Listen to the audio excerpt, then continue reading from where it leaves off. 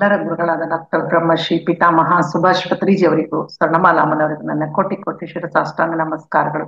ನನಗೆ ಜನ್ಮ ನೀಡಿದ ತಂದೆ ತಾಯಿಗಳಿಗೂ ಹಾಗೂ ನನ್ನ ಪ್ರಥಮ ಗುರುಗಳಾದ ಶ್ರೀಮತಿ ಮನೋರಮಾ ಮೇಡಮ್ ಅವರಿಗೆ ನನ್ನ ಹೃದಯಪೂರ್ವಕ ನಮಸ್ಕಾರಗಳು. ನನ್ನ ಮಾರ್ಗದರ್ಶಕ ಗುರುಗಳಾದ ಪ್ರೇಮನಾಥ್ ಸರ್ ಅವರಿಗೂ ನನ್ನ ವಂದನೆಗಳು. ಇಂಥ ಅದ್ಭುತವಾದ ಅವಕಾಶವನ್ನು ನೀಡಿದ ರಂಗನಾಥ್ ಸಾರಿಗೂ ನನ್ನ ವಂದನೆಗಳು. ಈ ದಿನ ಜೂಮ್ ನಲ್ಲಿ ಭಾಗವಹಿಸಿದ ಎಲ್ಲ ಆತ್ಮ ಬಂಧುಗಳಿಗೂ ನನ್ನ ವಂದನೆ. ಓಕೆ ಮಾಸ್ಟರ್ಸ್, ಕಳೆದ ಕೆಲವು ದಿನಗಳಿಂದ ಸಬ್ ಕಾನ್ಶಿಯಸ್ ಮೈಂಡ್ ಬಗ್ಗೆ ನಾವು ಹೇಳ್ತಾ ಇದ್ದೀವಿ. ಈ ದಿನ ಮತ್ತೆ ಅದರದೇ ಒಂದು ಭಾಗ, ಯಾಕೆಂದ್ರೆ ಸಬ್ ಕಾನ್ಶಿಯಸ್ ಮೈಂಡ್ ನ ಹೆಸರಲ್ಲೇ ಇದೆ, the power of sub conscious mind. ಅದರ ಶಕ್ತಿಯನ್ನು ನಾವು ಹೆಚ್ಚಿಸ್ಕೊಳ್ಬೇಕು ಅಂತಂದ್ರೆ ಹಲವಾರು ನಾವು ಟೆಕ್ನಿಕ್ ಗಳನ್ನು ಮಾಡ್ತಾ ಇರ್ಬೇಕು. ಅದರಲ್ಲಿರೋ ಬ್ಲಾಕೇಜಸ್ ಗಳನ್ನ ಕ್ಲಿಯರ್ ಮಾಡ್ಕೋಬೇಕು. ಈ ತರ ಎಲ್ಲ ಇರುತ್ತೆ. ಈ ದಿನ ಅದೇ ಒಂದು ಟಾಪಿಕ್ ಏನಂದ್ರೆ ಎಮೋಷನಲ್ ಬ್ಲಾಕೇಜಸ್ ಅಂತ, ಭಾವನಾತ್ಮಕ ಅಡಚಣೆಗಳು. ಸಾಮಾನ್ಯವಾಗಿ ನಾವೇನ್ ಮಾಡ್ತೀವಿ, ಎಷ್ಟೋ ಅಭ್ಯಾಸಗಳಿಂದ ಗುಣಗಳಿಂದ ಮೆಂಟಲ್ ಬ್ಲಾಕೇಜಸ್ ಅನ್ನು ಕ್ರಿಯೇಟ್ ಮಾಡ್ಕೊಳ್ತೀವಿ. ಅದು ನಾವೇನ್ ಅನ್ಕೊಂತೀವಿ ಈ ಜನ್ಮದಿಂದ ಬಂದಿರುತ್ತೆ ಅನ್ಕೊಂಡು, ಆದ್ರೆ ಅಲ್ಲ, ಅದು ಹಿಂದಿನ ಅನೇಕ ಜನ್ಮಗಳಿಂದ ನಮ್ಮ ಸಬ್ ಕಾನ್ಶಿಯಸ್ ಮೈಂಡ್ ನಲ್ಲಿ ಅದು ಕ್ರಿಯೇಟ್ ಆಗಿರುತ್ತೆ.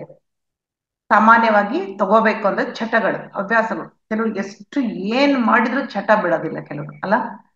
ಕಾಫಿ ಆಗಿರ್ಬೋದು, tea, cigarette, alcohol, non veg, ಇವೆಲ್ಲ ಒಂದು ಹೊರಗಡೆ ಬರ್ಬೇಕು. ಇವೆಲ್ಲ ಚಟಗಳಿಂದ ಹೊರಗಡೆ ಬೇಕು. ಅದಕ್ಕೆ ಈ ದಿನ ಅವು ಹೇಗೆ ಕ್ರಿಯೇಟ್ ಆಗುತ್ತೆ, ಯಾವ ತರ ನಾವು ಹೊರಗಡೆ ಬರಬೇಕು ಅನ್ನೋದನ್ನ ವಿಸ್ತಾರವಾಗಿ ತಿಳ್ಕೊಳ್ಳೋಣ. ಈ ಎಮೋಷನಲ್ ಬ್ಲಾಕೇಜ್ ಹಿಂದಿನ ಜನ್ಮಗಳಿಂದ ಬಂದಿರುತ್ತೆ ಅಂತ ಹೇಳಿದ್ನಲ್ಲ. ಉದಾಹರಣೆಗೆ ನೋಡೋಣ ಹೇಗೆ. ಸಪೋಸ್ ನನಗೆ ನಾಯಿ ಅಂದ್ರೆ ಭಯ, ಯಾವುದೋ ಒಂದು ಜನ್ಮದಲ್ಲಿ ನಾಯಿ ಅಂದ್ರೆ ಭಯ ಪಟ್ಟಿರ್ತೀನಿ. ಆದ್ರೆ ಅದು ಏನಾಗುತ್ತೆ, ಆ ಭಯ ನಮ್ಮ ಸಬ್ ಕಾನ್ಶಿಯಸ್ ಮೈಂಡ್ ನಲ್ಲಿ ಹಾಗೆ ಉಳ್ಕೊಂಡು ಅದು ಈ ಜನ್ಮಕ್ಕೂ ಕ್ಯಾರಿ ಆಗುತ್ತೆ. ಅದಕ್ಕೆ ಇಂತಹ ಯಾವ್ದಾದ್ರೂ ಭಯಗಳನ್ನಿದ್ರೆ ಅದನ್ನ ಆಗಿಂದಾಗೆ ನಾವು ಕ್ಲಿಯರ್ ಮಾಡ್ಕೊಳ್ಬೇಕಾಗತ್ತೆ. ಅದು ಇವಾಗ ನಾವೇನಾದ್ರೂ, ಈಗ ಸಪೋಸ್ ಏನೋ ಒಂದು ನಾಯಿ ಭಯ, ನಾಯಿ ಹೊರಗಡೆ ಇರ್ತದೆ, ಯಾಕೆ ನನಗೆ ಹೆದರಿಕೆ ಆಗುತ್ತೆ? ಯಾವ್ದೋ ಜನ್ಮದಲ್ಲಿ ಏನೋ ಆಗಿರ್ಬೋದು ಘಟನೆ, ನಮಗ್ ಗೊತ್ತಿರೋದಿಲ್ಲ. ಅದನ್ನ ನಾವು ಈಗ ಕ್ಲಿಯರ್ ಮಾಡ್ಕೊಳ್ಬೇಕು. ಮುಂದಕ್ಕೆ ಹೇಗೆ ಅಂತ ಹೇಳ್ತೀವಿ. ಇಲ್ಲ ಅಂದ್ರೆ ಆ ಭಯ ಹಾಗೆ ಉಳ್ಕೊಂಡು ಮುಂದಿನ ಜನ್ಮಗಳಲ್ಲಿಗೂ ಅದು ವರ್ಗಾವಣೆ ಆಗುತ್ತೆ. ಒಂದು ಅದಕ್ಕೆ ಎಕ್ಸಾಂಪಲ್ ಕೊಟ್ಟಿದ್ರು ಅವರು.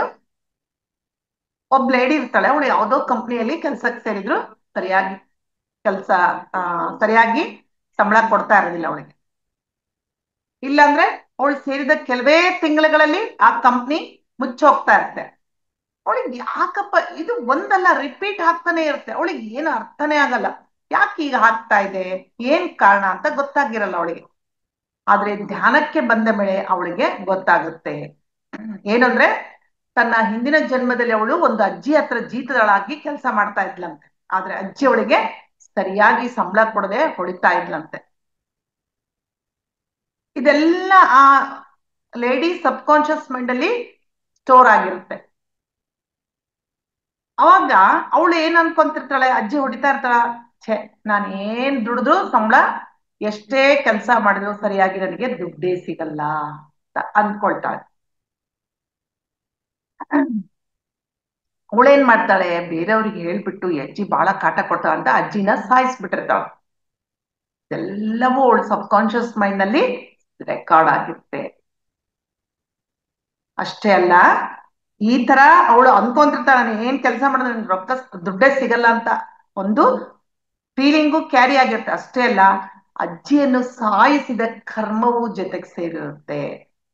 ನೋಡ್ರಿ ಎಷ್ಟು ಹೇಗಿರುತ್ತೆ ಅಂತಂದ್ರೆ, ಲೈಫು ಬಿಂದಾಸ್ ನಾವು ಮಜಾ ಮಾಡ್ತಾ ಇರ್ತೀವಿ, ಯಾರನೋ ಬೈತಾ ಇರ್ತೀವಿ, ನೋವು ಕೊಡ್ತಾ ಇರ್ತೀವಿ, ಹೊಡಿಸ್ತಾ ಇರ್ತೀವಿ, ಸಾಯಿಸ್ತಾ ಇರ್ತೀವಿ, ಏನು ಗೊತ್ತಿರಲ್ಲ. ಆದ್ರೆ ಅದು ನಮ್ಮನ್ನ ಜನ್ಮ ಜನ್ಮಾಂತರಗಳಲ್ಲೂ ಕಾಡುತ್ತೆ. ಅದಕ್ಕೆ ಜ್ಞಾನಕ್ಕೆ ಬರ್ಬೇಕು, ಜ್ಞಾನ ತಿಳ್ಕೋಬೇಕು ಅಂದ್ರೆ ಎಷ್ಟೇ ಆದ್ರೂ ಮನುಷ್ಯ ಹೆದರ್ತಾನೆ, ಸ್ವಲ್ಪನಾದ್ರೂ ಬದಲಾವಣೆಗೆ ಪ್ರಯತ್ನ ಮಾಡ್ತಾನೆ. ಅದಕ್ಕೆ ತುಂಬಾ ಹುಷಾರಾಗಿ ಇರ್ಬೇಕು. ಯಾವುದಕ್ಕೂ ಯಾವುದನ್ನು ಅಂದರೆ ಬೇಡವಾದದನ್ನು ಅತಿಯಾಗಿ ಆಲೋಚಿಸಿ ಅದು ಎಮೋಷನಲ್ ಬ್ಲಾಕೇಜ್ ಆಗಿ ಕನ್ವರ್ಟ್ ಆಗುತ್ತೆ. ಅದಕ್ಕೆ ಯೋಚನೆ ಮಾಡ್ಬೇಕಾದ್ರೆ ತುಂಬಾ ಅವೇರ್ನೆಸ್ ನಲ್ಲಿ ಇರಬೇಕು. ಈ ಎಮೋಷನಲ್ ಬ್ಲಾಕೇಜ್ ನಿಂದ ಏನಾಗುತ್ತೆ ಹೇಳ್ಬೋದು. ಆದ್ರೆ ಆಗ್ಲಿ ಬಿಡ್ರಿ, ಎಮೋಷನಲ್ ಬ್ಲಾಕೇಜ್ ನಮ್ಗೇನು ಇಲ್ಲ. ಆ ಎಮೋಷನಲ್ ಬ್ಲಾಕೇಜ್ ಅತಿಯಾಗಿ ಆದ್ರೆ ಏನಾಗುತ್ತೆ, ನಮ್ಮಲ್ಲಿ ಏನ್ ಎಫಿಷಿಯನ್ಸಿ ಇರುತ್ತೋ, ಸಾಮರ್ಥ್ಯ ಇರುತ್ತೋ ಪೂರ್ತಿಯಾಗಿ ಉಪಯೋಗಿಸಕ್ಕೆ ನಮಗೆ ಆಗೋದಿಲ್ಲ. ನಮಗ್ ನೋಡ್ರಿ, ಯಾವ್ದೋ ಒಂದು ಕಷ್ಟ ಬರುತ್ತಲ್ಲ, ಅದನ್ನು ಏನ್ ಮಾಡ್ತೀವಿ ನಾವು, ಬೈದು ನೆಗೆಟಿವ್ ಆಗಿ ಯೋಚನೆ ಮಾಡೋಕೆ ಶುರು ಮಾಡ್ತೇವೆ. ಸಾಮಾನ್ಯ ಎಲ್ಲರೂ ಏನ್ ಕಷ್ಟಪ್ಪ, ಇದು ಹಾಳಾದಿದು ಬಂತು, ಇದರಿಂದ ಯಾವಾಗ್ಲೂ ಇದೇ ತರ ಆಗ್ತಾ ಇದ್ದೆ, ನಾನು ಹೊರಗೆ ಹೆಂಗ್ ಬರೋದು, ಸಮಸ್ಯೆ ಮೇಲೆ ಸಮಸ್ಯೆ ಬರ್ತಾ ಇದೆ ಅನ್ಕೊ. ಅದ್ರ ಬದಲು ಕಷ್ಟ ಬಂದಾಗ ಅದ್ರ ಜೊತೆ ಸೊಲ್ಯೂಷನ್ ಇದ್ದೇ ಇರುತ್ತೆ ಅಂತ ತಿಳಿದುಕೊಂಡು ಹೊರಗಡೆ ಬರ್ಬೇಕು. ಈ ತರ ನಾವು ಅಂದುಕೊಂಡಾಗ, ನಾನು ಇದಕ್ಕೆ ಪರಿಹಾರ ಹುಡುಕಿ ಹೊರಗಡೆ ಬರ್ತೀನಿ ಅಂತ ಅಂದುಕೊಂಡಾಗ ನಮ್ಮ ಸಬ್ ಕಾನ್ಶಿಯಸ್ ಮೈಂಡ್ ಸಹ ನಮ್ಗೆ ಸಹಾಯ ಮಾಡುತ್ತೆ. ಇದರಿಂದ ಏನಾಗುತ್ತೆ, ಕಾನ್ಫಿಡೆನ್ಸ್ ಜಾಸ್ತಿ ಆಗಿ ನಮ್ಮ ಮೇಲೆ ನಮಗೆ ನಂಬಿಕೆ ಬರುತ್ತೆ. ಏನ್ ಡಿಸಿಷನ್ ಬೇಕಾದ್ರೂ ಈಸಿಯಾಗಿ ತೆಗೆದುಕೊಂಡು ಬಿಡುತ್ತೆ. ಇದಕ್ಕೆ ನೀವು ಉದಾಹರಣೆಯಾಗಿ ನೋಡ್ಬೋದು. ಏನಂದ್ರೆ, ಎಷ್ಟೋ ಜನಗಳನ್ನ ನೋಡಿರ್ತೀವಲ್ಲ, ಸೇಮ್ ಇಬ್ರು ವ್ಯಕ್ತಿಗಳು ಇರ್ತಾರೆ. ಒಬ್ರಿಗೆ ಅದೇ ಕಷ್ಟ ಬರುತ್ತೆ, ಇನ್ನೊಬ್ರಿಗೂ ಅದೇ ಕಷ್ಟ ಬರುತ್ತೆ. ಆದ್ರೆ ಒಬ್ಬ ವ್ಯಕ್ತಿ ಹೆದರ್ ಬಿಡುತ್ತಾನೆ ಸಮಸ್ಯೆ ಬಂದ, ಇನ್ನೊಬ್ಬ ವ್ಯಕ್ತಿ ಇಷ್ಟೇನಾ, ಇರ್ಲಿ ಬಿಡು, ಇದು ಯಾವ ಮಹಾ, ನಾನು ಆರಾಮಾಗಿ ಇದನ್ನ ಸಾಲ್ವ್ ಮಾಡ್ತೇನೆ. ಹೇಗಲ್ಲ, ಸೇಮ್ ಸಮಸ್ಯೆ ಇಬ್ಬರು ವ್ಯಕ್ತಿಗಳಿಗೆ ಬಂದಾಗ ಅವರ ಒಂದು ರಿಯಾಕ್ಷನ್ ಹೇಗಿತ್ತು, ಇವರ ಒಂದು ರಿಯಾಕ್ಷನ್ ಹೇಗಿದೆ, ಹೀಗೆ. ಆದ್ರೆ ಅದನ್ನ ನಾವು ಬೆಳೆಸ್ಕೋಬೇಕು. ಕಷ್ಟ ಬಂದಾಗ ಎದೆಗುಂದದೆ ಅದನ್ನ ಎದುರಿಸೋ ಚೈತನ್ಯವನ್ನು ನಮ್ಮಲ್ಲಿ ಬೆಳೆಸ್ಕೋಬೇಕು. ಅದಕ್ಕೆ ಮೊದಲು ನಮ್ಮಲ್ಲಿರೋ ಓಲ್ಡ್ ಬಿಲೀಫ್ ಸಿಸ್ಟಮ್ ಬದಲಾಯಿಸ್ಬೇಕು. ಈಗ ಬಿಲೀಫ್ ಸಿಸ್ಟಮ್ ಅನ್ನೋದು ಏನಾಗುತ್ತೆ ಗೊತ್ತಾ, ಅದು ಒಂದು ಹ್ಯಾಬಿಟ್ ಆಗಿ ಕನ್ವರ್ಟ್ ಆಗಿರುತ್ತೆ. ಈ ಹ್ಯಾಬಿಟ್ಗಳನ್ನು ನಾವು ಚೇಂಜ್ ಮಾಡಿ ಹಳೆ ಹ್ಯಾಬಿಟ್ಗಳನ್ನು, ಹೊಸ ಹ್ಯಾಬಿಟ್ಗಳನ್ನು ಅಳವಡಿಸ್ಕೊಳ್ಬೇಕು. ಇದು ಹೇಗೆ ಅಂದ್ರೆ, ನಾವು ಏನಾದ್ರೂ ಒಂದು ನಂಬಿಕೆ ಇರ್ತಂದ್ಬಿಡ್ರಿ, ಅಭ್ಯಾಸ, ನಾವು ಸಬ್ ಕಾನ್ಶಿಯಸ್ ಮೈಂಡಿಗೆ ಪಾಸ್ ಮಾಡ್ತಾ ಇರ್ತೀವಿ. ಅವಾಗ ಏನಾಗುತ್ತೆ, ಆ ಸಬ್ ಕಾನ್ಶಿಯಸ್ ಮೈಂಡ್ ಆರ್ಡರ್ ಪ್ರಕಾರ, ನಿನ್ನ ನಂಬಿಕೆಯ ಪ್ರಕಾರ ಅಲ್ಲಿ ರಿಸಲ್ಟ್ ಬರುತ್ತೆ. ಆದ್ರೆ ನೀನ್ ಏನ್ ಮಾಡ್ತೀಯ, ಹೊಸ ಹೊಸ ಅಭ್ಯಾಸಗಳನ್ನ ಅದಕ್ಕೆ ಕಳಿಸ್ತಾ ಇದ್ರೆ ಅದು ಏನ್ ಮಾಡುತ್ತೆ, ಅದರ ತರನೇ ಅದು ಮ್ಯಾನಿಫೆಸ್ಟ್ ಮಾಡೋಕೆ ಶುರು ಮಾಡುತ್ತೆ. ಈಗ ಹೇಗೆ ಅಂದ್ರೆ, ಇದು ಈಗ ಸಾಮಾನ್ಯವಾಗಿ ಎಲ್ಲರಿಗೂ ಗೊತ್ತಲ್ಲ, ಯಾವ್ದಾದ್ರು ಒಂದು ಕೆಲ್ಸಕ್ಕೆ ಹೋಗ್ಬೇಕಾದ್ರೆ ಬೆಕ್ಕು ಅಡ್ಡ ಬಂದ್ರೆ ಕೆಲಸ ಆಗಲ್ಲ. ಇದು ಒಂದು ನಂಬಿಕೆ, ಮೂಢನಂಬಿಕೆ. ಆ ಮೂಢನಂಬಿಕೆ, ಈಗ ನೀನ್ ಸಪೋಸ್ ನಾನು ಎಲ್ಲೋ ಹೋಗ್ತಾ ಇರ್ತೀನಿ, ನನಗೆ ಬೆಕ್ಕು ಅಡ್ಡ ಬರುತ್ತೆ, ಒಳಗಡೆ ಇರುತ್ತಲ್ಲ ನಂಬಿಕೆ, ಓ ಬೆಕ್ಕು ಬಂತಪ್ಪ, ಕೆಲಸ ಆಗುತ್ತೋ ಇಲ್ಲಿ, ಏನ್ ಮಾಡೋದು ಅನ್ಕೊಂತಾನೇ ಹೋಗ್ತೀನಿ. ಅದೇನಾಯ್ತು, ಆ ಆರ್ಡರ್ ಆಗ್ಲೇ ಸಬ್ ಕಾನ್ಶಿಯಸ್ ಮೈಂಡ್ಗೆ ಪಾಸ್ ಆಗ್ಬಿಡುತ್ತೆ. ಪಾಸ್ ಆಗಿ ನಿಜವಾಗ್ಲೂ ಅಲ್ಲಿ ಹೋಗೋ ಕೆಲಸ ಆಗಲ್ಲ. ಅವಾಗ ಏನ್ ಅನ್ಕೊಂಡೆ, ಬೆಕ್ಕು ಬಂತು ಹೋಗ್ಬೇಕಾರೆ ಕರೆಕ್ಟ್ ಆಗಿ ಅನ್ಕೊಂಡೆ, ಅದಕ್ಕೆ ಕೆಲಸ ಆಗಿಲ್ಲ. ಈ ತರ ಸಾಮಾನ್ಯವಾಗಿ ಎಷ್ಟೋ ಅಭ್ಯಾಸಗಳು, ಇದು ಒಂದು ಎಕ್ಸಾಂಪಲ್ ಅಷ್ಟೇ, ತುಂಬಾ ಆಗ್ತವೆ. ಹೋಗ್ಬೇಕಾರೆ ಯಾರಿಗಾದ್ರೂ ಎಲ್ಲಿಗಾದ್ರೂ ಕೇಳ್ಬಾರ್ದಂತ, ಎಲ್ಲಿಗೆ ಹೋಗ್ತಾ ಇದೀಯ ಅಂತ, ಈ ತರ ಇರ್ತಾವ. ಈ ಅಭ್ಯಾಸಗಳನ್ನ ನಾವು ಗುರ್ತಿಸ್ಕೊಂಡು ಅದನ್ನ ತೆಗೆದು ಹಾಕಿ ಒಳ್ಳೊಳ್ಳೆ ಅಭ್ಯಾಸಗಳನ್ನ ಹಾಕ್ಬೇಕು, ನಂಬಿಕೆಗಳನ್ನ ಹಾಕ್ಬೇಕು. ಬರುತ್ತೆ, ಯಾರು ಬಂದ್ರೆ ಏನ ಕೆಲ್ಸ ಹಾಗೆ ಆಗುತ್ತೆ, ಅದು ಏನು ಪ್ರಾಣಿ ನಮ್ಮ ಹಾಗೆ ಅಂತ ಅನ್ಕೊಂಡಾಗ ಏನಾಗುತ್ತೆ, ನಮ್ಮ ಒಂದು ರಿಸಲ್ಟ್ ಚೇಂಜ್ ಆಗುತ್ತೆ. ಅದಕ್ಕೆ ನಮ್ಮ ಕಾನ್ಶಿಯಸ್ ಮೈಂಡ್ ಇಂದ ಒಳ್ಳೊಳ್ಳೆ ಅಭ್ಯಾಸಗಳನ್ನು ಸಬ್ ಕಾನ್ಶಿಯಸ್ ಮೈಂಡ್ಗೆ ವರ್ಗಾವಣೆ ಮಾಡಿದಾಗ ಅದು ಒಳ್ಳೆ ರಿಸಲ್ಟ್ ಕೊಡುತ್ತೆ. ಅದಕ್ಕೆ ಮೊದಲು ನನ್ನನ್ನು ನಾನು ಬದಲಾಯಿಸ್ಕೊಳ್ತೇನೆ ಅಂತ ರಿಪೀಟೆಡ್ ಆಗಿ ಹೇಳ್ಕೊಳ್ತಾ ಇರ್ಬೇಕು. ಆಗ ಅದು ನಮ್ಮ ಅಭ್ಯಾಸ ಗುಣಲಕ್ಷಣ ಹೋಗುತ್ತೆ. ಇದಕ್ಕೇನಂತಂದ್ರೆ ಲಾ ಆಫ್ ಕಂಪಲ್ಷನ್ ಅಂತ ಹೇಳ್ತಾರೆ. ಅಂದ್ರೆ ನಮ್ಮ ಕಾನ್ಶಿಯಸ್ ಮೈಂಡ್ ಸಬ್ ಕಾನ್ಶಿಯಸ್ ಮೈಂಡ್ಗೆ ಏನ್ ಹೇಳುತ್ತೆ, ನೀನು ಇದೇ ತರ ಅಭ್ಯಾಸ ಮಾಡ್ತಾ ಹೋಗು ಅಂತ ಒತ್ತಾಯ ಮಾಡುತ್ತೆ, ಕಂಪಲ್ಷನ್ ಮಾಡುತ್ತೆ. ಆದ್ರೆ ನಾವು ನಮ್ಮ ಸಬ್ ಕಾನ್ಶಿಯಸ್ ಮೈಂಡ್ ಎಷ್ಟೋ ನೆಗೆಟಿವಿಟಿಗಳನ್ನ ತುಂಬಿಕೊಂಡಿರ್ತೀವಲ್ಲ, ಹೀಗೆ ತುಂಬಿಕೊಂಡಿರ್ತೇವಲ್ಲ, ಗೊತ್ತಿದೆಲ್ಲ, ಅದೇನು ಅಷ್ಟು ಕ್ಲೀನ್ ಆಗಿಲ್ಲ. ಈ ಕ್ಲೀನ್ ಆಗ್ಬೇಕಂದ್ರೆ ಈ ಎಲ್ಲ ಪ್ರೋಸೆಸ್ ಮಾಡ್ತಾ ಇರೋದು ನಾವು. ಹೇಗೆ ಒಂದು ಗಿಡ ಒಣಗಿದಾಗ ಅದಕ್ಕೆ ಔಷಧ, ನೀರು, ಗೊಬ್ಬರ ಹಾಕ್ಬೇಕು, ಕಾಳಜಿ ಮಾಡ್ತೀವಿ, ಹಾಗೆ ನಮ್ಮ ಸಬ್ ಕಾನ್ಶಿಯಸ್ ಮೈಂಡ್ ಸಹ ಒಂದು ಗಿಡ ಅಂತ ತಿಳ್ಕೊಂಡು ಅದಕ್ಕೆ ಒಳ್ಳೊಳ್ಳೆ ಆಲೋಚನೆಗಳನ್ನು, ಅಭ್ಯಾಸಗಳನ್ನು, ನಂಬಿಕೆಗಳನ್ನು ನಾವು ಅದಕ್ಕೆ ನೀಡ್ತಾ ಹೋದಾಗ ಹೇಗೆ ಗಿಡ ಚಿಗುರುತ್ತೋ ಆವಾಗ ಅದು ಚಿಗುರೋಕೆ ಶುರು ಮಾಡುತ್ತಂದ್ರೆ ಕ್ಲೀನ್ ಆಗುತ್ತೆ ಅಷ್ಟೇ. ಈ ಪುಸ್ತಕದಲ್ಲಿ ಆಥರು ಏನ್ ಹೇಳ್ತಾರಂದ್ರೆ, ನಾವು ಕೆಟ್ಟ ಚಟಗಳಿಂದ ಹೊರಗಡೆ ಬರಬೇಕು ಅಂದ್ರೆ the power of mental picture use ಮಾಡಬೇಕು ಅಂತ ಹೇಳ್ತಾರೆ. ಹೇಗೆ ನೋಡ್ರಿ, ಈಗ ಸಪೋಸ್ ಅವ್ರು ಹೇಳ್ತಾರೆ ಒಂದ್ ಫೋಟೋ ತೆಗಿತೀವಲ್ಲ, ಯಾರಿಗಾದ್ರೂ ತೆಗಿತೀವಿ, ಹಂಗ್ ಬೇಕಾದ್ರೆ ಹಂಗೆ ಕೊಟ್ಟ ತಕ್ಷಣ ನಾವು ತೆಗಿತೀವ? ಇಲ್ಲ ತಾನೆ. ಫೋಟೋ ಇಟ್ಕೊಂತೀವಿ, ಅವ್ರಿಗೆ ಈ ತರ ಇರು ಅಂತ ಹೇಳ್ತೀವಿ, ಕ್ಯಾಮ್ರಾ ಅಡ್ಜಸ್ಟ್ ಮಾಡ್ಕೊಂತೀವಿ, ಸ್ಮೈಲ್ ಮಾಡಂತೀವಿ, ಸ್ವಲ್ಪ ಈ ಕಡೆ ವಾಲು ಅಂತೀವಿ, ತಲೆ ಬಗ್ಸು ಅಂತ ಹೇಳಿ, ಈ ತರ ತುಂಬಾ ಎಚ್ಚರಿಕೆಯಿಂದ ಫೋಟೋ ತೆಗಿತೀವಲ್ಲ, ಅದೇ ತರ ನಮ್ಮ ಯೋಚನೆ ಇರ್ಬೇಕು. ನೋಡ್ರಿ ಎಷ್ಟು ಚೆನ್ನಾಗಿ ಹೇಳಿದಾರಲ್ಲ. ನಿಜವಾಗ್ಲು ಆ ತರ ನಾವು ಮಾಡ್ತೀವ ಯೋಚನೆಗಳನ್ನ? ಹಾಕು, ಸಿಕ್ಕಾಪಟ್ಟೆ ಒಳಗ್ ಕಲಸು ಕಲಸು ಕಲಸು. ಅಯ್ಯೋ, ಇವತ್ತು ಮಕ್ಳು ಇನ್ನೂ ಸ್ಕೂಲಿಂದ ಬಂದಿಲ್ಲ, ಏನಾಯ್ತೋ ಏನೋ, ಎಲ್ಲಾನ ಆಕ್ಸಿಡೆಂಟ್ ಆಯ್ತೋ ಏನೋ, ಏನಾದ್ರು ಗಾಯ ಆಯ್ತೇನೋ, ಏನಾದ್ರು ಆಸ್ಪತ್ರೆಗೆ ಸೇರಿಸಿದಾರೇನೋ, ಅಯ್ಯೋ ಎಲ್ಲಾನು ಹೋಗ್ಬಿಡ್ತೇನೋ ಮಗು, ಯಾರಾದ್ರೂ ಕಿಡ್ನಾಪ್ ಮಾಡಿದ್ರೇನೋ. ಒಂದು ಕ್ಷಣ ತಡವಾಗಿ ಬಂದದ್ದಕ್ಕೆ ಸಾವಿರಾರು ಯೋಚನೆಗಳನ್ನ ಮಾಡ್ತೇವೆ. ಅದಕ್ಕೆ ಆ ಯೋಚನೆ ಪಿಕ್ಚರ್ ತರ ನೋಡಿ ಎಚ್ಚರಿಕೆಯಿಂದ ಮಾಡ್ಬೇಕಂತ. ಅವಾಗ ಎಚ್ಚರಿಕೆ ವಹಿಸ್ತೀವೋ, ಗಮನಿಸ್ತೀವೋ, ನೆಗೆಟಿವ್ ಆಲೋಚನೆ ಬರೋದೇ ಇಲ್ಲ. ನೋಡ್ರಿ, ಚಟ ಬಿಡಿಸ್ಬೇಕಂದ್ರೆ ಅವ್ರು ಇನ್ನೊಂದು ಹೇಳ್ತಾರೆ, ಯಾರಾದ್ರೂ ಕುಡಿತದಿಂದ ಹೊರಗಡೆ ಬರ್ಬೇಕಂದ್ರೆ ಅವರಲ್ಲಿ ಕ್ರಿಯೇಟಿವಿಟಿಯನ್ನು ಬೆಳೆಸ್ಕೋಬೇಕಂತೆ. ನಂತರ ಕುಡಿತ ಬಿಟ್ಟಾಗ ನಿನ್ನ ಲೈಫ್ ಎಷ್ಟು ಚೆನ್ನಾಗಿರುತ್ತೆ ಅಂತೇಳಿ ಆ ಒಂದು ಜೀವನವನ್ನು ವಿಜುವಲೈಸ್ ಮಾಡ್ಕೋಬೇಕಂತೆ. ಇದೆಲ್ಲ ರೆಡಿ ಮಾಡ್ಕೊಂಡು ಒಂದು ಮೆಂಟಲ್ ಪಿಕ್ಚರ್ ಅನ್ನು ತೆಗಿಬೇಕು. ಆಗ ಅದು ಪರ್ಫೆಕ್ಟ್ ಆಗಿ ಬರುತ್ತೆ, ಅಂದ್ರೆ ಒಳ್ಳೆ ರಿಸಲ್ಟ್ ಕೊಡುತ್ತೆ. ತುಂಬಾ ಕಷ್ಟ, ಬಾಯಲ್ಲಿ ಹೇಳ್ದಷ್ಟು ಅದು ಸುಲಭ ಅಲ್ಲ ಚಟವನ್ನು ಬಿಡೋದು, ಅದ್ರ ಪ್ರಯತ್ನ ಮಾಡ್ಬೇಕು. ನೋಡ್ರಿ, ಒಂದು ಕುಡಿತ ಬಿಡೋದ್ರಿಂದ ಏನಾಗುತ್ತೆ, ನಮ್ಮ ಆರೋಗ್ಯ ಉಳಿಯುತ್ತೆ, ದುಡ್ಡು ಉಳಿಯುತ್ತೆ, ನಮ್ಮ ಲೈಫ್ ಚೆನ್ನಾಗಿರುತ್ತೆ, ಹೆಂಡತಿ ಮಕ್ಕಳ ಜೊತೆ ಜೀವನನೂ ಚೆನ್ನಾಗಿರುತ್ತೆ, ಸಂಬಂಧ ಬಾಂಧವ್ಯಗಳು ತುಂಬಾ ಆರೋಗ್ಯವಾಗಿರ್ತವೆ. ಕಷ್ಟಪಡಬೇಕು. ಸಾಮಾನ್ಯ ಮನುಷ್ಯನಿಗೆ ಏನಾದ್ರು ಕುಡಿತಾ ಇದ್ರೆ ಏನ್ ಗೊತ್ತಾಗುತ್ತೆ? ಏನಿಲ್ಲ. ಆದ್ರೆ ವಿದ್ಯಾವಂತರು, ಜ್ಞಾನವಂತರು ಕುಡಿತಾ ಇರ್ತಾರೆ. ಅವ್ರು ಯಾರಾದ್ರೂ ಧ್ಯಾನ ಮಾಡಿ ಇಂಥ ಒಂದು ಸಬ್ಜೆಕ್ಟ್ಗಳನ್ನ ಕೇಳಿದಾಗ ಖಂಡಿತ ಬಿಡ್ತಾರೆ, ಖಂಡಿತ. ಯಾಕಂದ್ರೆ ಏನು ಗೊತ್ತಿರಲ್ಲ.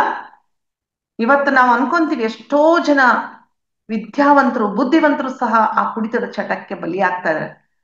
ಹೊಸ ಆಧುನಿಕತೆ, ಫ್ಯಾಷನ್ ಅಂತೇಳಿ ಕುಡಿಯೋಕೆ ಸ್ಟಾರ್ಟ್ ಮಾಡಿ ಅದು ಚಟವಾಗಿ ಪರಿಣಾಮ ಬೀರ್ತಾ ಇದೆ. ನಿಜಲ್ಲ ತುಂಬಾ ಬೇಸರ ಆಗ್ತಾ ಇದೆ. ಎಲ್ಲಿ ಕರ್ಕೊಂಡು ಹೋಗುತ್ತೆ ಅವ್ರನ್ನ ಯಾರಿಗೂ ಗೊತ್ತಿರೋದಿಲ್ಲ.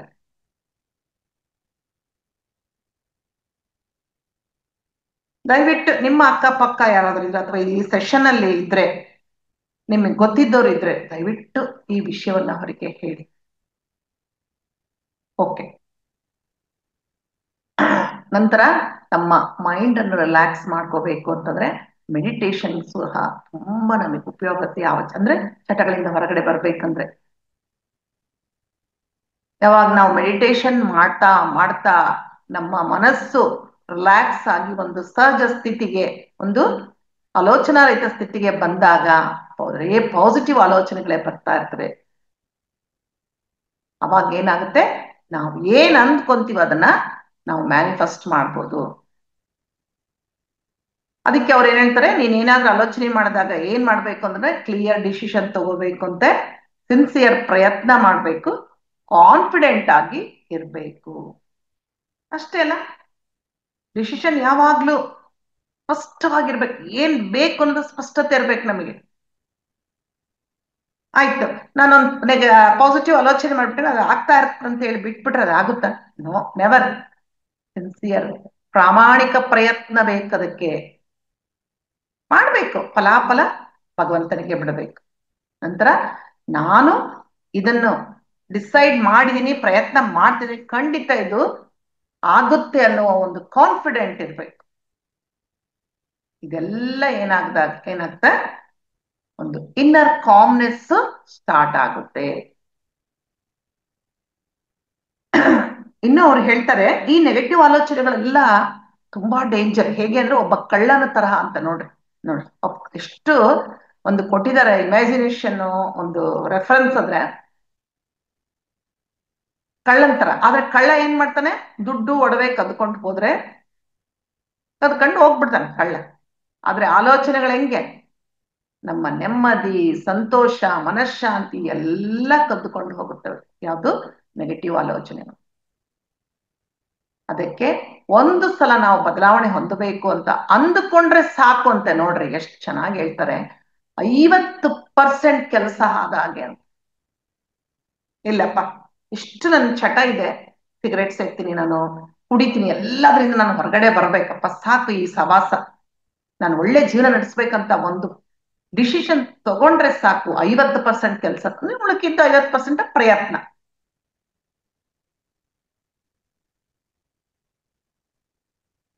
ಈ ಒಂದು ಚಟಗಳಿಂದ ಹೊರಗಡೆ ಬರಬೇಕು ಅಂತಂದ್ರೆ ಮೆಡಿಟೇಷನ್ ಜೊತೆ ಮ್ಯೂಸಿಕ್ಕು, ಡ್ಯಾನ್ಸು, ಸಿಂಗಿಂಗು, ವಾಕಿಂಗು, ಇಂಥವೆಲ್ಲ ಒಳ್ಳೊಳ್ಳೆ ಅಭ್ಯಾಸಗಳನ್ನು ಬೆಳೆಸ್ಕೋಬೇಕು. ಕ್ರಿಯೇಟಿವಿಟಿ ಆಗುತ್ತೆ ನಮ್ಮ ಮನಸ್ಸು. ಕೆಲವರಿಗೆಲ್ಲ ಒಂಥರ ಏನದು ಕೆಲವರಿಗೆ ಪಾನ್ ಹಾಕೋದು, ಅಡಿಕೆ ಹಾಕೋದು, ಯಾವ್ದಾದ್ರು ಚಟ, ಆ ಟೈಮಲ್ಲಿ ಏನೋ ಒಂದು ಒಳ್ಳೆ ವಸ್ತುಗಳನ್ನು ಹಾಕೋದು ಅಭ್ಯಾಸ ಮಾಡ್ಕೋಬೇಕು ಕೆಲವು ದಿನಗಳ ನಂತರ ಅದು ಕ್ರಮೇಣ ಹೋಗ್ಬಿಡುತ್ತೆ. ಸತ್ಸಂಗ ಜೊತೆಗೆ ತುಂಬಾ ಇಂಪಾರ್ಟೆಂಟ್. ಮತ್ತೇನ್ ಹೇಳ್ತಾರೆ ಅವರು, ಇನ್ನ 3 ಸ್ಟೆಪ್ಸ್ ತಗೊಳ್ರಿ ಕೆಟ್ಟ ಚಟಗಳಿಂದ ಹೊರಗಡೆ ಬರ್ಬೇಕು ಅಂದ್ರೆ. ಏನು ಅಂತ ನೋಡೋಣ.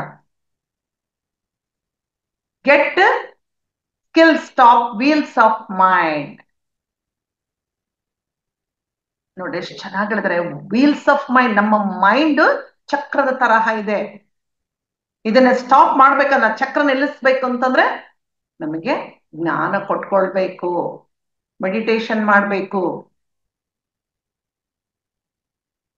ಒಳ್ಳೊಳ್ಳೆ ಅಭ್ಯಾಸಗಳನ್ನು ಶುರು ಮಾಡ್ಕೋಬೇಕು. ಎದಕ್ಕೆ ಅಭ್ಯಾಸಗಳನ್ನು ಶುರು ಮಾಡಬೇಕು ಅಂತಂದ್ರೆ, ನಾವು ಒಂದು ಡ್ಯಾನ್ಸೋ, ಒಂದು ಮ್ಯೂಸಿಕ್ಕೋ ಏನಾದ್ರೂ ಕಲಿತಾ ಇದ್ದೀವಿ ಅಂತಂದ್ರೆ ಏನಾಗುತ್ತೆ, ನಮ್ಮಲ್ಲಿ ಕ್ರಿಯೇಟಿವಿಟಿ ಬೆಳೆಯುತ್ತೆ. ಆಮೇಲೆ ಚೇಂಜ್ ಆಫ್ ವರ್ಕ್. ತುಂಬಾ ಜನ ನೀನ್ ನೋಡ, ತುಂಬಾ ಕೆಲಸ ಮಾಡ್ತಿರ್ತಾರಲ್ಲ, ಸ್ವಲ್ಪ ರಿಲ್ಯಾಕ್ಸೇಷನ್ ಅಂತೇಳಿ ಆ ಕಡೆ ಈ ಕಡೆ ಓಡಾಡ್ತಾ ಇರ್ತಾರೆ. ಆಮೇಲೆ ಏನಾದ್ರೂ ಹಾಡು ಕೇಳ್ತಾರೆ, ಮ್ಯೂಸಿಕ್ ಕೇಳ್ತಾರೆ, ಒಂದು ಇನ್ಸ್ಟ್ರೂಮೆಂಟ್ ಅನ್ನ ಬಾರಿಸೋದೊಂದು ಅಭ್ಯಾಸ ಮಾಡ್ಕೊಂತಾರೆ. ಹೀಗೆ ಏನಾದ್ರು ಅಂದ್ರೆ ಮನಸ್ಸು ಏನಾಗುತ್ತೆ, ಅಲ್ಲಿ ಡೈವರ್ಟ್ ಆಗುತ್ತೆ. ಸಮ್ಟೈಮ್ಸ್ ಇಟ್ ಬಿಕಮ್ಸ್ ರಿಲ್ಯಾಕ್ಸ್ ಆಗುತ್ತೆ ಕೆಲವು ಸಮಯದವರೆಗೆ. ಅದಕ್ಕೆ get skills and stop wheels of mind ಅಂತ ಹೇಳ್ತಾರೆ. ನಂತರ ಸಮಚಿತ್ತತೆಯಿಂದ ಇರಬೇಕು. ಯಾವಾಗ್ಲೂ ಸಮಾಧಾನದಿಂದ ಇರಬೇಕು, ನಿಶ್ಚಲತೆಯಿಂದ ಇರಬೇಕು. ನಿದ್ದೆ ಮಾಡೋಕ್ಕಿಂತ ಮುಂಚೆ ಪಾಸಿಟಿವ್ ಅಫರ್ಮೇಶನ್ಸ್ ಅನ್ನು ಸಬ್ ಕಾನ್ಶಿಯಸ್ ಮೈಂಡ್ ಕಳಿಸ್ತಾ ಇರಬೇಕು. ಆಗ್ಲೇ ಹೇಳಿದ್ದೆ ನೆನ್ನೆ ನಾನು, ಪಾಸಿಟಿವ್ ಅಫರ್ಮೇಶನ್ಸ್ ಸಬ್ ಕಾನ್ಶಿಯಸ್ ಮೈಂಡ್. ಇನ್ನು ಆ ಜರ್ನಲ್ ಬರೆಯೋದು ಸೇಮ್ ಅದೇ ವರ್ಕೆ ಅದು ಕೂಡ. ಆದ್ರೆ ಯಾರು ಅದನ್ನ ಕೇಳಿರೋದಿಲ್ಲೋ, ಯಾರು ಮಾಡ್ತಾ ಇರೋದಿಲ್ಲೋ, ಇದನ್ನ ಮಾಡ್ಬೋದು ಸಿಂಪಲ್. ಯಾರಪ್ಪ ಬರೀತಾರೆ ಇದನ್ನೆಲ್ಲ, ಮತ್ತೆ ಬೇಜಾರು ದಿನ ಏನ್ ಬರೀದ್ರು. ಆಯ್ತು, ಮಲ್ಕೊಳಕ್ಕಿಂತ ಮುಂಚೆ ಪಾಸಿಟಿವ್ ಅಫರ್ಮೇಶನ್ಸ್ ಹೇಳ್ಕೊಂಡ್ರೆ, ನಾನು ಸಂತೋಷವಾಗಿದ್ದೀನಿ, ಹ್ಯಾಪಿ ಆಗಿದ್ದೀನಿ, ಹೆಲ್ತಿ ಆಗಿದ್ದೀನಿ, ನಾಳೆ ನಾನು ಈ ದಿನೆಲ್ಲ ನಾನು ಸಂತೋಷದಿಂದ ಕಳೆದಿದ್ದೀನಿ, ಸದಾ ನಾನು ಹೀಗೆ ಇರ್ತೀನಿ, ನಾನು ಯಾವ ಕೆಲಸ ಮಾಡಿದ್ರು ನಾನು ಅದರಲ್ಲಿ ಸಕ್ಸಸ್ ಆಗಿದ್ದೇನೆ, ನಾನು ಒಳ್ಳೆ ಹವ್ಯಾಸಗಳನ್ನು ಬೆಳೆಸ್ಕೊಂಡಿದ್ದೀನಿ, ಎಲ್ಲರ ಜೊತೆ ಸ್ನೇಹದಿಂದ, ಪ್ರೀತಿ, ಏನ್ ಬೇಕಾದ್ರೂ ಹೇಳ್ಕೊ. ಈ ತರ ಹೇಳ್ಕೊಂಡು ನಮಗೆ ಏನ್ ಬೇಕಂತ ಹೇಳ್ಕೊಂಡು ಮಲಗಿದಾಗ ಅದರಲ್ಲಿ ನಮ್ಮಲ್ಲಿ ತುಂಬಾ ಪಾಸಿಟಿವ್ ವೈಬ್ರೇಷನ್ ತುಂಬಿಕೊಳ್ಳುತ್ತೆ. ನಂತರ 3ನೇದು ಹೇಳ್ತಾರೆ ಪಾಯಿಂಟ್, ವಿಜುವಲೈಸೇಷನ್. ನಿಮ್ಗೆಲ್ಲ ಗೊತ್ತೇ ಇದೆಲ್ಲ. ಯಾವುದಾದ್ರೂ ಒಂದು ಚಟದ ಹತ್ರ ಮನಸ್ಸು ವಾಲ್ದಾಗ ಸಂತೋಷವಾಗಿರೋದು ವಿಜುವಲೈಸೇಷನ್ ಮಾಡ್ಕೋಬೇಕು. ಯಾವಾಗ ಕುಡಿತದಿಂದ ಚಟ ಬಿಟ್ಬಿಟ್ಟಿದ್ಯಪ್ಪ, ನಮಗೆ ನಾವೇ ಕಂಗ್ರಾಟ್ಸ್ ಹೇಳ್ಕೊಳ್ತಾ ಇದ್ವಿ, ಹೆಂಡತಿ ಮಕ್ಕಳು ಸಹ ತುಂಬಾ ಸಂತೋಷವಾಗಿದ್ದಾರೆ, ಸ್ನೇಹಿತರು ಸಂತೋಷವಾಗಿದ್ದಾರೆ, ದುಡ್ಡು ಉಳಿತಾ ಇತ್ತೆ ನನಗೆ, ಆರಾಮಾಗಿ ಮಕ್ಕಳನ್ನ ಹೆಂಡತಿ ಮಕ್ಕಳನ್ನ ಕರ್ಕೊಂಡು ನಾನು ಆರಾಮಾಗಿ ಪಿಕ್ನಿಕ್ ಅಂತ ಹೋಗಿ ಈ ತರ ಏನ್ ಬೇಕಾರೆ ಅದನ್ನ ಅನ್ಕೋಬಹುದು. ಆಮೇಲೆ ನಮ್ಮ ಚಟಗಳ ಜೊತೆ ಮಾತಾಡ್ಬೇಕಂತೆ, ನೋಡ್ರಿ ಎಷ್ಟು ಅದ್ಭುತವಾದ ಒಂದು ಯೋಚನೆ ಅಲ್ಲ. ಯಾವ್ದಾದ್ರೂ ಸರಿ, ಏನಾದ್ರು ಭಯ ಇದ್ರು, ಕೆಟ್ಟ ಅಭ್ಯಾಸ ಅದ್ರ ಜೊತೆ ಮಾತಾಡ್ಬೇಕಂತ. ಯಾಕೆ ನೀನ್ ನನ್ನ ಹತ್ರ ಬಂದಿದೀಯಾ, ಯಾಕೆ ನೀನ್ ಈ ತರ ಮಾಡ್ತಿದೀಯಾ, ನಿನ್ನನ್ನು ನಾನು ಬಿಡ್ಬೇಕು ಅನ್ಕೊಂಡಿದೀನಿ, ದಯವಿಟ್ಟು ದೂರ ಹೋಗು ನೀನು, ನನ್ನ ಜೀವನದಿಂದ ಆಚೆ ಹೋಗು ನೀನು, ನಾನು ಸುಖದಾಯಕವಾದ ಜೀವನವನ್ನು ನಡೆಸಬೇಕು ಅಂತ ನಾನು ಡಿಸೈಡ್ ಮಾಡಿದ್ದೇನೆ ಅಂತ. ಏನ್ ಬೇಕಾದ್ರೆ ನಿಮಗೆ ಅದ್ರ ಜೊತೆ ಮಾತಾಡಿದಾಗ ನಿಮಗೆ ಅಲ್ಲಿ ಏನಾಗುತ್ತೆ, ನಮಗೆ ನಾವೇ ಹೇಳ್ಕೊಂಡಂಗ ಆಗುತ್ತೆ. ಓಕೆ, ಸಾಮಾನ್ಯವಾಗಿ ಚಟಗಳಿಂದ ದೂರ ಇರೋದು ಬಿಟ್ಟು ಅದನ್ನ ಹಾಗೆ ಮುಂದುವರ್ಸ್ಕೊಂಡು ನಾವು ಹೋಗ್ತಾ ಇರ್ತೇವೆ. ತುಂಬಾ ಜನ ಅಲ್ಲ ಮಾಡ್ತಾರೆ. ಮತ್ತೆ ಇದೆಲ್ಲ ಆಗಲ್ಲ ಬಿಡಪ್ಪ, ಮತ್ತೆ ಯಾರಾದ್ರೂ ಫ್ರೆಂಡ್ಸ್ ಕರೆದ್ರೆ ಬಾರೋ ಒಂದ್ ಸಣ್ಣ ಪೆಗ್ ಹಾಕೋಣ ಅಂತ ಹೇಳ್ತಾರೆ. ಮನಸ್ಸು ಎಳೆಯುತ್ತೆ ಆ ಕಡೆ, ಮತ್ತೆ ಸ್ಟಾರ್ಟ್ ಮಾಡ್ತಾರೆ. ಆದ್ರೆ ಹಾಗೆ ಮಾಡದೆ ದೃಢವಾಗಿ ನಿಲ್ಬೇಕು. ಮತ್ತೆ ಅವ್ರು ಆತರ ಇನ್ನೊಂದು ಹೇಳಿದ್ದಾರೆ, ಇಂಥ ಚಟಗಳಿಂದ ಹೊರಗಡೆ ಬರ್ಬೇಕು ಅಂತಂದ್ರೆ ಅದ್ಭುತವಾದ ಟೆಕ್ನಿಕ್ ಹೇಳ್ಕೊಡ್ರೆ, EFT ಅಂತೇಳಿ, ಎಮೋಷನಲ್ ಫ್ರೀಡಮ್ ಟೆಕ್ನಿಕ್. ಅಂದ್ರೆ ಅದನ್ನ ಕೆಲವು ಅಭ್ಯಾಸಗಳನ್ನ ಒಂದ್ಸಲ ನಾನು ತೋರಿಸ್ತೀನಿ. ಅದನ್ನ ಆತರ ಮಾಡೋದ್ರಿಂದ ಏನಾಗುತ್ತೆ, ನಮ್ಮಲ್ಲಿ ಪ್ರೆಷರ್ ಪಾಯಿಂಟ್ಸ್ ಇರ್ತಾವಲ್ಲ ಅದೆಲ್ಲ ಆಕ್ಟಿವೇಟ್ ಆಗುತ್ತೆ. ಇದನ್ನ ಫಾಲೋ ಮಾಡಿದ್ರೆ ಚಟಗಳಿಂದ ಮುಕ್ತಿ ಸಿಗುತ್ತೆ ಮತ್ತು ಒಂದು ರಿಲ್ಯಾಕ್ಸೇಷನ್ ಉಂಟಾಗುತ್ತೆ. ಏನಪ್ಪಾ ಅಂತಂದ್ರೆ, ನಾವು ಏನ್ ಚಟ ಬಿಡಬೇಕು ಅನ್ಕೊಂಡಿರ್ತೀವೋ ಅದನ್ನ ಕಣ್ಣ ಮುಂದೆ ನಾವು ತಂದ್ಕೊಳ್ಬೇಕು. ಕುಡಿತ ಅಂದ್ರೆ ಸಪೋಸ್ ಅದೇ ಅಲ್ಲ ಬರೋದ್ ವಿವೇಕ. ಮತ್ತೆ ಅಂದ್ರೆ ಒಂದು ಗ್ಲಾಸ್ ಅದನ್ನು ಬಾಯುವವರೆಗೆ ತಗೊಂಡು ಹೋಗ್ಬೇಕಂತೆ. ನೋಡ್ರಿ ಎಷ್ಟು ಚೆನ್ನಾಗಿ ಹೇಳ್ತಾರೆ ನೋಡು, ಬಾಯಿ ಅದರಲ್ಲಿ ವಿಸ್ಕಿ ಇದೆ, ಇಲ್ಲಿವರೆಗೆ ತಗೊಂಡು ಹೋಗ್ಬೇಕು, ನಂತರ ಕುಡಿಬಾರ್ದು. ಅವಾಗ ಎಚ್ಚರ ಮನಸ್ಸು ನಮ್ಮನ್ನು ತಡೀತೆ, ಇದನ್ ನೀನು ಕುಡಿಬೇಡ, ಇದರಿಂದ ನಿನ್ನ ಆರೋಗ್ಯ ಹಾಳಾಗುತ್ತೆ ಅಂತ ಹೇಳುತ್ತೆ. ನಂತರ ನಮ್ಮ ದೇಹದಲ್ಲಿ ಕೆಲವು ಪ್ರೆಷರ್ ಪಾಯಿಂಟ್ಸ್ ಇರ್ತವೆ, ಅದನ್ನ ನಾವು ಯೂಸ್ ಮಾಡ್ತೇವೆ. ಆಗ ಏನ್ ಮಾಡ್ಬೇಕು, ಎಡಗೈಯಿಂದ ಇನ್ನೇನ್ ಕುಡಿಯೋಕೆ ಬಾಟಲ್ ಬಾಯಿ ಹತ್ರ ತೆಗೆದುಕೊಂಡು ಹೋಗಿರ್ತೇವೆ, ಆಗ ಎಡಗೈಯನ್ನು ಮುಚ್ಚಿಕೊಂಡು ಬಲಗೈಯಿಂದ 4-5 ಸಲ ಟ್ಯಾಪ್ ಮಾಡ್ಬೇಕು, ಕುಡಿಬೇಡ ಕುಡಿಬೇಡ ಕುಡಿಬೇಡ ಕುಡಿಬೇಡ ಅಂತ. ಅಂದ್ರೆ ಇಲ್ಲಿ ಫಸ್ಟ್ಗೆ ಇಲ್ಲಿ ಸ್ಟಾರ್ಟ್ ಮಾಡ್ಬೇಕು, ಸಾರಿ ಸೈಡ್ಗೆ ತಲೆಯ ಮೇಲೆ ಇಲ್ಲಿ ಎರಡೂ ಕೈಯಿಂದನೂ ಮಾಡ್ಬೋದು. ಈ ತರ ಫಸ್ಟ್ ಹೀಗ್ ಮಾಡ್ಬೇಕು, ಕುಡಿಬೇಡ ಕುಡಿಬೇಡ ಕುಡಿಬೇಡ ಅಂತೇಳಿ. ನಂತರ ಇಲ್ಲಿ ಹಾಗಮ್ಮೆ ಎರಡು ಹುಬ್ಬುಗಳ ನಡುವೆ ಟ್ಯಾಪ್ ಮಾಡಬೇಕು, ಈ ತರ ಎರಡೂ ಕೈಯಿಂದ ಎರಡು ಹುಬ್ಬುಗಳ ಮೇಲೆ. ಇದಾಯ್ತಾ, ಫಸ್ಟ್ ಇಲ್ಲಿ, ನಂತರ ಇಲ್ಲಿ, ನಂತರ ಮೂಗಿನ ಕೆಳಗೆ ಇಲ್ಲಿ, ಬಾಯಿಯ ಮೇಲೆ ಮೂಗಿನ ಕೆಳಗೆ ನೀನ್ ಕುಡಿಬೇಡ ಕುಡಿಬೇಡ ಕುಡಿಬೇಡ ಕುಡಿಬೇಡ ಅಂತೇಳಿ ಮನಸ್ಸಲ್ಲಿ ಅನ್ಕೊಳ್ಳಿ, ಏನ್ ಜೋರಾಗಲ್ಲ. ನಂತರ ಗದ್ದದ ಮೇಲೆ, ನಂತರ ಕುತ್ತಿಗೆಯ ಕೆಳಗಿನ ಭಾಗ, ನೆಕ್ಸ್ಟ್ ಈ ತರ ಇಲ್ಲಿ ಅಂಡರ್ ಆರ್ಮ್ಸ್ ಅಲ್ಲಿ ಈ ಕಡೆ ಹಿಂಗ್ ಹಿಂಗ್ ಹಿಂಗ್ ಒಂದು, ಹಿಂಗ್ ಹಿಂಗ್ ಹಿಂಗ್ ಒಂದು ಸಲ, ಹೀಗೆ 4-5 ಸಲ ಮಾಡ್ಬೇಕು. ಹೀಗೆ ಇದನ್ನ ಮಾಡ್ಬೇಕು.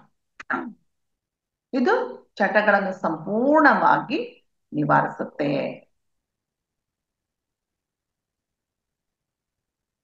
ಈಗ ಸಪೋಸ್ ನೋಡಿ, ಚಟಗಳನ್ನು ರಿಲೀಸ್ ಅದನ್ನ ನಾವು ರಿಮೂವ್ ಮಾಡ್ಕೋಬೇಕಲ್ಲ, ಎಲ್ಲಾ ಕಡೆ ಟ್ಯಾಪ್ ಮಾಡ್ಕೊಳ್ತಾ ಪ್ರಶ್ನೆ ಮಾಡ್ಕೊಳ್ತಾ ಹೋಗ್ಬೇಕು, ಏನು ತಪ್ಪಿಲ್ಲ. ಯಾಕೆ ನಾನು ಕುಡಿತಾ ಇದ್ದೀನಿ, ಹೀಗೆ ಯಾಕೆ ನಾನು ಕುಡಿತಾ ಇದ್ದೀನಿ, ಇದರಿಂದ ಏನಾಗುತ್ತೆ? ಯಾಕೆ ನಾನು ಕುಡಿಬೇಕು? ದೂರ ಹೋದ್ರೆ ಆಯ್ತಲ್ಲ, ಸ್ವಲ್ಪ ದಿವಸ ಕಷ್ಟ ಆಗುತ್ತೆ. ಈ ತರ ನಾವು ಪ್ರಶ್ನೆ ಮಾಡ್ಕೊಂತ ಪ್ರಾಕ್ಟೀಸ್. ಇನ್ನೊಂದ್ಸಲ ನಿಮಗೆ ಕ್ಲಿಯರ್ ಆಗಿ ತೋರಿಸ್. ಈಗ ಸಪೋಸ್ ಯಾವಾಗ್ಲೂ ನಾವು ಕುಡಿತಾನೆ ತಗೊಂಡಿವಲ್ಲ, ಬೇಡ. ಕೆಲವರಿಗೆ ತುಂಬಾ ಕಾಫಿ ಟೀ ಕುಡಿಯೋ ಬಸ್, ದಿನಕ್ಕೆ ಒಂದು 15-20 ಗ್ಲಾಸ್ ಕಾಫಿ ಟೀ ಕುಡಿಯೋ ಅಭ್ಯಾಸ ಇರುತ್ತೆ. ಒಳ್ಳೇದಲ್ಲ ಅದು. ಲಿಮಿಟ್ ಆಗಿ 2-3 ಟೈಮ್ಸ್ ಅಷ್ಟೇ ಕುಡಿಬೇಕು. ಅವಾಗ ಏನ್ ಮಾಡ್ಬೇಕು? ಕಾಫಿ ಟೀ ಕುಡಿಯೋದು ನಾನು ಬಿಡ್ತಾ ಇದ್ದೀನಿ, ಕುಡಿಬಾರ್ದು. ಮತ್ತೆ 2 ಹುಬ್ಬುಗಳ ಮೇಲೆ, ಮತ್ತೆ ಮೂಗಿನ ಕೆಳಗೆ, ಗದ್ದದ ಮೇಲೆ, ಕುತ್ತಿಗೆಯ ಕೆಳಗೆ ಅಂದ್ರೆ ಕುತ್ತಿಗೆ ಮೇಲೆ, ಮತ್ತೆ ಅಂಡರ್ ಆರ್ಮ್ಸ್ ಅಲ್ಲಿ, ಕಂಕಳದ ಭಾಗದಲ್ಲಿ. ಈ ತರ ನಾವು ಮಾಡಿಕೊಂಡಾಗ ದಿನಕ್ಕೆ ಎಷ್ಟು ಸಲ ಬೇಕಾದ್ರೆ ಮಾಡೋದು, ಅಲ್ಲಿರೋ energy points, pressure points activate ಆಗಿ ನಮ್ಮಲ್ಲಿ ಒಂದು ಪಾಸಿಟಿವಿಟಿಯನ್ನು ತುಂಬುತ್ತವೆ. ನೀವು ಕೇಳ್ಬೋದು, ಹೊಡ್ಕೊಂಡ್ರೆ ಆಯ್ತು, ಇದೇನಾಗುತ್ತೆ ಅಂತ ನೀವು ಕೇಳ್ಬೋದು. ಇಲ್ಲ, ಖಂಡಿತ ಆಗುತ್ತೆ. ಯಾಕಂದ್ರೆ ಇದಕ್ಕೆಲ್ಲ ಆಕ್ಯುಪ್ರೆಷರ್ ಅಂತ ಹೇಳ್ತೇವೆ. ಸೊ ಇದನ್ನು ನಾವು ಪ್ರಾಕ್ಟೀಸ್ ನೋಡಿ. ಬೇಕಾದಷ್ಟು ಪದ್ಧತಿಗಳಿರ್ತವೆ. ಈಗ ಇಷ್ಟು ದಿನಗಳ ಕಾಲ ನಾವು ಹೇಳ್ಕೊತಾ ಬಂದಿದ್ವಲ್ಲ, ಒಂದು ಪ್ರಾರ್ಥನಾ ಚಿಕಿತ್ಸೆ ಇರ್ಬೋದು, ಹವ್ಯಾಸಗಳನ್ನು ಬೆಳೆಸ್ಕೊಳ್ಳೋದಿರ್ಬೋದು, ಎಮೋಷನಲ್ ಬ್ಲಾಕೇಜಸ್ ಗಳನ್ನ ಕ್ಲಿಯರ್ ಇರ್ಬೋದು, ಸುಮಾರು ಮೆಥಡ್ಸ್ ಇದಾವೆ. ಸಂಗೀತ ಕಲಿಯೋದಿರ್ಬೋದು, ಆಮೇಲೆ ವಿಜುವಲೈಸೇಷನ್ ಮಾಡ್ಕೊಳ್ಳೋದಿರ್ಬೋದು, ಏನೇ ಇದ್ರು ಒಂದು ನಿಜ, ಆ ಸಬ್ ಕಾನ್ಶಿಯಸ್ ಮೈಂಡ್ ಅನ್ನೋದನ್ನ ಪಕ್ಕಕ್ಕಿಡಿ. ಆದ್ರೆ ಈ ಚಟಗಳು ನಮ್ಮನ್ನ, ಜೀವನವನ್ನ ಹಾಳು ಮಾಡ್ತೇವೆ ಅನ್ನೋ ಒಂದು ವಿವೇಚನೆ ನಮ್ಮಲ್ಲಿ ಇರ್ಬೇಕು. ಹಣ ಮತ್ತು ಸಮಯ ಮತ್ತು ನಮ್ಮ ಜೀವನವನ್ನ ಹಾಳು ಮಾಡ್ತವೆ. ಇದರಿಂದ ಏನಾದ್ರೂ ಉಪಯೋಗ ಇದೆನಾ ಅಂತ ಒಂದು ಕ್ಷಣ ಕೂತ್ಕೊಂಡು ನಮಗೆ ನಾವೇ ಪ್ರಶ್ನೆ ಹಾಕೋಬೇಕು. ನೋ ಯೂಸ್ ಅಂತಂದ್ಮೇಲೆ ಯಾಕೆ ಇದರಿಂದ ನಾವು ಹೊರಗಡೆ ಬರಬಾರ್ದು? ಇನ್ನೊಂದು, ಮನುಷ್ಯ ಮನಸ್ಸು ಮಾಡಿದ್ರೆ ಆಗಲಾರದ್ದು ಯಾವುದೂ ಇಲ್ಲ. ಯಾಕಂದ್ರೆ ಅಭ್ಯಾಸವನ್ನು ಮಾಡಿಕೊಂಡಿದ್ದು ಅವನೇ. ಹಾಗಾದ್ಮೇಲೆ ಬಿಡೋದೇನ್ ಕಷ್ಟ ಅಲ್ಲ. ಇದು ಯಾವುದೇ ಅಭ್ಯಾಸ ಆಗಿರ್ಬೋದು, ಕೆಟ್ಟ ಅಭ್ಯಾಸ, ಸಿಗರೇಟ್ ಸೇರಿದ್ರು ಅದು ಅಷ್ಟೇ. ಒಬ್ಬೊಬ್ರು ಒಂದೊಂದು ದಿವಸಕ್ಕೆ ಒಂದು ಪ್ಯಾಕ್ ಸಿಗರೇಟ್ ಸೇರ್ತಾರೆ. ಖಂಡಿತ ಈ ಒಂದು ಕೆಟ್ಟ ಚಟಗಳಿಂದ ಹೊರಗಡೆ ಬಂದು ನಮ್ಮ ಸಬ್ ಕಾನ್ಶಿಯಸ್ ಮೈಂಡ್ ಒಳ್ಳೊಳ್ಳೆ ಆಲೋಚನೆಗಳು ತುಂಬ್ತಾ ಬಂದಾಗ ನಮ್ಮ ಒಳಗಡೆ ಏನಿರ್ತಾವೋ ಭಯಗಳು ಆಗಿರ್ಬೋದು, ಚಟಗಳಾಗಿರ್ಬೋದು, ಎಲ್ಲದನ್ನು ನಾವು ರಿಲೀಸ್ ಮಾಡಲೇಬೇಕು. ನಾವು ಧ್ಯಾನ ಇಲ್ದಿದ್ರೂ ಮಾಡ್ಬೇಕು, ಖಂಡಿತ ಮಾಡ್ಬೇಕು. ಆದ್ರೆ ಯಾರು ಧ್ಯಾನ ಮಾಡ್ತಾರೋ ಈ ಚಟಗಳಿದ್ರೆ ಖಂಡಿತ ಇದರಿಂದ ಆಚೆ ಬನ್ನಿ. ಈಗ ನಮ್ಮ ಆತ್ಮ ಇನ್ನೂ ಪುರೋಗತಿಯನ್ನು ಹೊಂದುತ್ತಾ ಹೋಗುತ್ತೆ. ಅದಕ್ಕೆ ನಮ್ಮ ಗುರುಗಳು ಎಷ್ಟು ಚೆನ್ನಾಗಿ ಧ್ಯಾನ ಜ್ಞಾನ ಅಂತೆ, ಇದು ಒಂದು ಮುಖದ ಒಂದು ನಾಣ್ಯದ 2 ಮುಖಗಳು. ಧ್ಯಾನ ಜ್ಞಾನ. ಬರೀ ಧ್ಯಾನ ಮಾಡ್ತೀವಂದ್ರೆ ನೋ ಯೂಸ್, ಬರೀ ಜ್ಞಾನ ಕೇಳ್ತೀವಂದ್ರೆ ನೋ ಯೂಸ್. ಧ್ಯಾನ ಮಾಡ್ತಾ ಜ್ಞಾನವನ್ನು ತಿಳ್ಕೊಳ್ತಾ ನಮ್ಮ ಜೀವನದ ಅಳವಡಿಸಿಕೊಂಡಾಗ ಜೀವನ ತುಂಬಾ ಅದ್ಭುತವಾಗಿರುತ್ತೆ. ಎಷ್ಟು ಅದ್ಭುತ ಅಂದ್ರೆ ಹೇಳೋಕೆ ಪದಗಳಿಲ್ಲ. ಸದಾ ಸಂತೋಷ, ಆನಂದ, ಏನೋ ಸಮಾಧಾನ ಎಲ್ಲ ಸಿಗುತ್ತೆ ನೋಡಿ. ಎಂತ ಅದ್ಭುತವಾದ ಒಂದು ಮಾರ್ಗವನ್ನು ನಮಗೆ ಗುರುಗಳು ತೋರಿಸಿದ್ದಾರೆ ನೋಡಿ ಅಲ್ಲ. ಅವ್ರು ತೋರಿಸಿದ, ನಾವೇನು ಯಾರಿಗೂ ತೋರ್ಸೋದ್ ಬೇಕಿಲ್ಲ, ತೋರಿಸ್ತೀವಿ. ಧ್ಯಾನ ಮಾಡಿ ಪ್ರಚಾರ ಮಾಡ್ತಾ ಇದ್ದೀವಿ ನಾವೆಲ್ಲ. ಆದ್ರೆ ನಮ್ಮ ಗುರುಗಳು ಇಲ್ದಿದ್ರೆ ನಮ್ಮ ಪರಿಸ್ಥಿತಿ ಏನಾಗ್ತಾ ಇತ್ತು ಒಂದು ಕ್ಷಣ ಯೋಚನೆ ಮಾಡಿ. ಎಲ್ಲಿ ಇರ್ತಿದ್ವಿ ನಾವು? ನಾನಿವತ್ತು ಇಲ್ಲಿ ಬಂದು ಅಂದ್ರೆ ಕ್ಲಾಸ್ ಮಾಡೋಕೆ ಸಾಧ್ಯನೇ ಇರ್ತಿರ್ಲಿಲ್ಲ. ಇದೆಲ್ಲ ಎಲ್ಲಿಂದ ಬಂದಿದ್ದ ಶಕ್ತಿ? ಈ ಶಕ್ತಿ ಜ್ಞಾನ ನಮಗೆ ರಂಗನಾಥ್ ಸರ್ಗೆ ಎಷ್ಟು ಕೃತಜ್ಞತೆ ಅರ್ಪಿಸರು ಸಾಕು. ತಿಂಗಳಾ ನಾವು ಬೇಡ ಅಂದ್ರು ಅವರು ಮೇಡಮ್ ತಗೊಳ್ಳಿ ಮೇಡಮ್ ಅಂತ ಹೇಳ್ತಾರೆ. ನಿಜವಾಗ್ಲು ಸಂತೋಷ ಆಗುತ್ತೆ. ಅದ್ರ ಸಲುವಾಗಿ ನಾವು ಹೊಸ ಟಾಪಿಕ್ಸ್ ಹುಡುಕ್ತಾ ಇರ್ತೀವಿ, ಬರ್ಕೊಳ್ತೀವಿ, ಅದನ್ನ ಎಕ್ಸಿಬಿಟ್ ಮಾಡ್ತೀವಿ. ಹೌದಲ್ಲ? ಎಲ್ಲಿಂದ ಬರುತ್ತೆ? ಯಾವಾಗ ನೀನು ರೆಡಿ ಆಗಿದೆಯೋ, ಎಸ್ ಐ ಆಮ್ ರೆಡಿ ಅಂತಂದಾಗ ಅವಕಾಶಗಳು ನಿನ್ನನ್ನು ಹುಡುಕೊಂಡು ಬರ್ತವೆ. ಆದ್ರೆ ಬಂದ ಅವಕಾಶಗಳನ್ನು ಖಂಡಿತ ಉಪಯೋಗಿಸ್ಕೊಳ್ಬೇಕು. ಮತ್ತೆ ಮತ್ತೆ ಬರಲ್ಲ ಅವಕಾಶಗಳು. ಅದಕ್ಕೆ ಇಂಥವೆಲ್ಲ ಮಾಡ್ತಾ ಮಾಡ್ತಾ ಮಾಡ್ತಾ ನಾವು ಇನ್ನೂ ಅಧ್ಯಾತ್ಮದ ಹಾದಿಯಲ್ಲಿ ಮುಂದೆ ಹೋಗ್ತಾ ಹೋಗ್ಬೇಕು. ನಮ್ಮ ಉದ್ದೇಶ ಬರೀ ಆರೋಗ್ಯ ಅಲ್ಲ, ಅಂದ್ರೆ ಧ್ಯಾನದಿಂದ ಆರೋಗ್ಯ ಮಾತ್ರ ಅಲ್ಲ, ಇನ್ನು ಆಚೆ ಹೋಗ್ಬೇಕು. ಈ ಆತ್ಮ ಒಂದು ಪುರೋಗತಿನ ಹೊಂದಲಿಕ್ಕಾಗಿ ಬಂದಿದೆ, ಅದನ್ನ ನಾವು ಸಾಧನೆ ಮಾಡಬೇಕು. ನಿನ್ನೆ ಒಂದು ವಿಡಿಯೋ ಕೇಳ್ತಾ ಇದ್ದೆ, ಎಷ್ಟು ಚೆನ್ನಾಗಿದೆ. ಆತ್ಮದ ಲಕ್ಷಣಗಳು ತೆಲುಗು. ಆತ್ಮ ಹೆಂಗಿರುತ್ತೆ, ಏನ್ ಮಾಡ್ಬೇಕು, ಆತ್ಮದ ಸ್ಥಿತಿ ಏನು ಅಂತ ತುಂಬಾ ಚೆನ್ನಾಗಿದೆ. ಅದರ ಲಕ್ಷಣ ಏನು ಅದನ್ನ ತಿಳ್ಕೋಬೇಕು. ನಾವು ಸೋಲ್ ಬಗ್ಗೆ ತಿಳ್ಕೋಬೇಕು, ಮುಂದೆ ಹೋಗ್ಬೇಕು.